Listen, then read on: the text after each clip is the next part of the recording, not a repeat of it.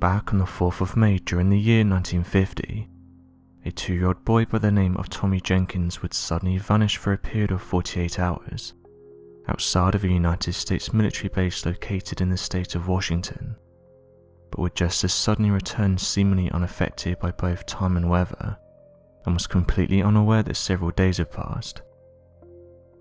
According to the missing persons case, Tommy Jenkins was living with his family who had been stationed within the United States military base known as Fort Lewis, that rests roughly 2 miles southwest of Tacoma, Washington. Given the fact that Fort Lewis housed over 6,000 soldiers of various ranks, Mr. and Mrs. Jenkins felt comfortable allowing their son to play outside unattended. Unfortunately for Tommy, while stationed at Fort Lewis, Tommy often complained of feeling lonely and wanted a friend to play with, but was unable to find any other children his age living at the base. Aware that Tommy was often lonely and needing someone to watch his dog, a fellow resident of Fort Lewis, who lived next to the Jenkins family within the non-commissioned housing area, would often let Tommy play with his dog, an Irish setter breed named Lassie.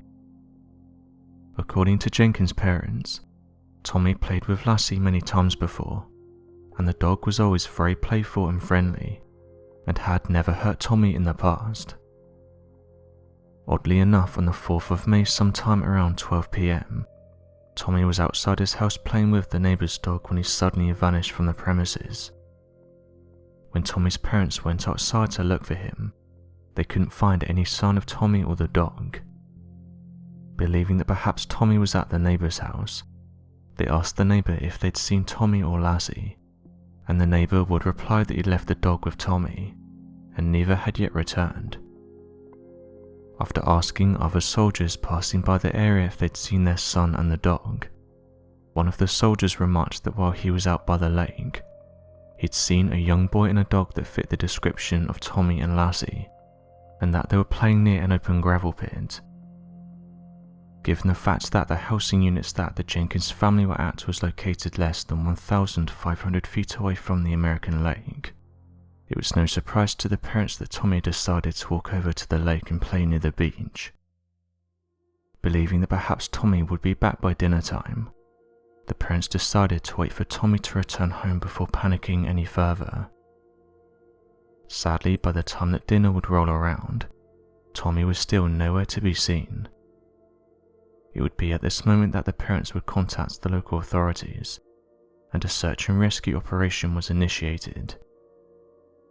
Due to the fact that the region bordering American Lake is an open, untamed wilderness region, the commander of Fort Lewis organized the largest search and rescue operation ever recorded within the state of Washington, putting every available soldier at all hours of the day and night to search for Tommy Jenkins. Reportedly, over 6,000 men and women organized a search and rescue grid that would cover every inch of the military base and immediate surrounding area looking for the boy, including several miles surrounding the lake and the nearby wilderness regions.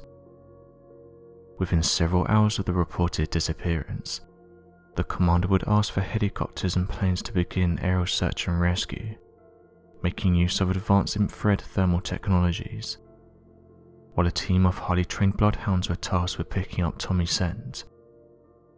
Although it defies explanation, not a sign of Tommy or Lassie was located. When the bloodhounds would pick up on Tommy's scent and scour through the nearby gravel pit, the dogs would act as if Tommy had walked through the gravel pit and suddenly vanished from thin air, unable to follow his scent any further. Though some of the search and rescue volunteers began to theorize that perhaps the young boy had fallen into the lake, the neighbor would often argue that his dog Lassie would not have drowned, as she was a great swimmer and would have returned home by nightfall. After 48 hours, with temperatures in the night dropping as low as 40 degrees Fahrenheit, and with light rainfall throughout the area, search and rescue volunteers and the Fort Lewis commander started shifting the priority of the mission into a body recovery, believing that it would have been impossible for a 3-year-old boy to have survived in the first night of rain, let alone 2 consecutive nights of rain and freezing temperatures. Yet on the 4th day of searching, an impossible to explain discovery was made, According to a group of soldiers, they'd been searching around the lake when they claimed to have heard the sound of a boy shouting and laughing in the distance. Believing that Tommy was nearby, they would cut their way through heavy brush and would discover Tommy and Lassie playing on the side of the beach, alive and completely well. Tommy's clothes were said to have been dry and in perfect condition. The dog was described as being happy, energetic and playful, and Tommy was talkative and full of energy. Unable to explain the condition of the boy and the dog after 4 days of freezing cold temperatures, without food or water and light rainfall, authorities of Fort Lewis theorized that Tommy must have been abducted and returned to the beach once the investigation was developing, believing that one of the soldiers within the military base was hiding Tommy. On the 8th of May 1950, an article published in the local newspaper would write the following about the incident. Major R.T.N. Heap, Fort Lewis Provost Marshal, said Saturday that 3-year-old Tommy Jenkins, who had been missing for 2 days, had been found alive and well. Major Heap said he'd been kidnapped and returned to the point where he was picked up. Major Heap said that no 3-year-old boy could have survived 2 nights in the open with weather as we've had in the last 48 hours. Hoping to discover the perpetrator behind the incident, Sergeant William Jenkins, Tommy's father, and the authorities of Fort Lewis questioned Tommy for several hours, but were unable to get any answers surrounding his strange disappearance.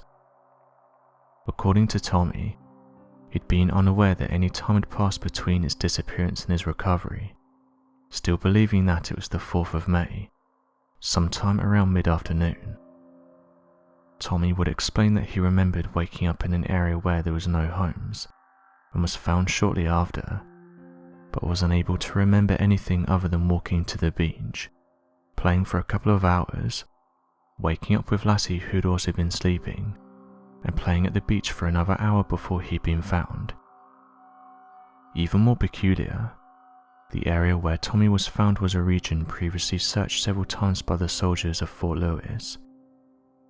Given the fact that helicopters and planes were equipped with thermal technologies, it's been assumed that Tommy and the dog had fallen into a body of water, blocking any infrared detection. However, Tommy and Lassie had been perfectly dry, and should have been found within a few hours of their disappearance. So what do you make of this mysterious story? Be sure to leave your questions and answers in the comment section below, and help us to grow this community while working to solve these unexplained mysteries. Thank you for watching, and don't forget to subscribe for more videos.